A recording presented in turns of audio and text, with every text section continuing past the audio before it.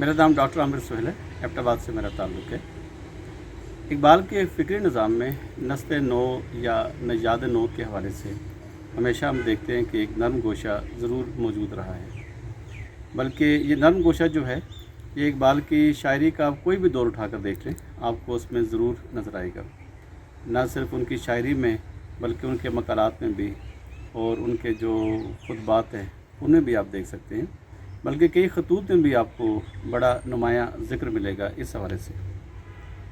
जहाँ तक इस मौजू का ताल्लुक़ है, अगर मैं इसको समेटना चाहूँ तो 7 बुनियादी नकात हैं जिनकी तरफ इकबाल ने हमारी रहनुमाई की नजाद नो के हवाले से।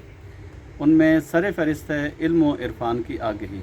वो एक नौजवान के लिए लाजमी समझते हैं कि वो अपने दौर के जितने भी उलूम व फ़नून हैं वो उनसे ना सिर्फ वाकिफ़ हो, बल्कि समाज में उसके हवाले से जो भी वो कोई काम करके दिखा सकता है वो लाज़िम करके दिखाए।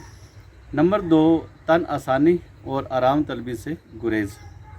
ये बड़ा नुमाया पहलू है दूसरा एक उनका।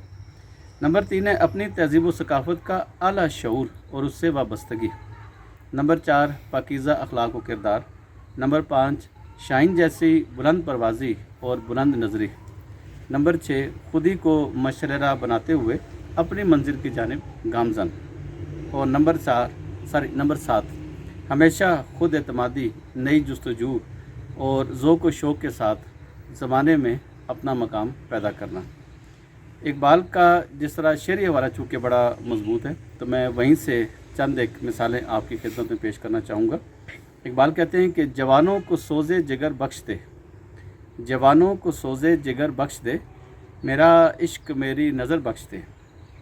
और ये शेर तो बड़े खूबसूरत है कि दियारे इश्क में अपना मकाम पैदा कर, दियारे इश्क में अपना मकाम पैदा कर, नया ज़माना नए सुबह व शाम पैदा कर। और ये शेर देखिए कि वही जवां है कबीले की आंख का तारा, वही जवां है कबीले की आंख का तारा, शबाब जिसका है बेदाग ज़र्ब है कारी।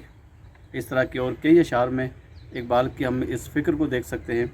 मैं आखिर में शुक्रिया अदा करना चाहूँगा इकबाल अकेडमी पाकिस्तान का कि उन्होंने इतने अहम मौजू पर इस मुकालमे का आगाज़ किया। बहुत बहुत शुक्रिया।